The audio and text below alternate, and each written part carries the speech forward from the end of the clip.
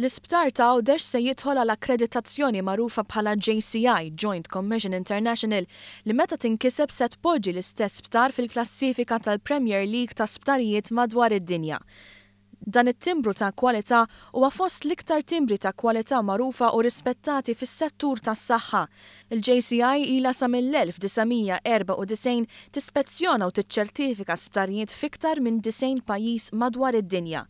Il-JCI għandha fiħdana qatt ta' konsulenti li ġejjin minn kull qasam tas-saħħa u li dawn bejniethom għandhom il-kredenzjali kollha biex jiċċertifikaw jekk sptar għandux jingħata t-timbru ta' kwalità. F'dan il-każ, it-timbru tagħhom ta' akkreditazzjoni u li jiċċertifika li l-isptar laħaq il-livelli ta' standards rikjesti minnhom. Sissa qatt ma kellna sptar f'Malta li ġab din l-akkreditazzjoni u għall-pjan tal-Gvern li l-isptar f'Għawdex ikun l-ewwel sptar fil-Gżejjer Maltin li jġib din il-marka ta' kwalità.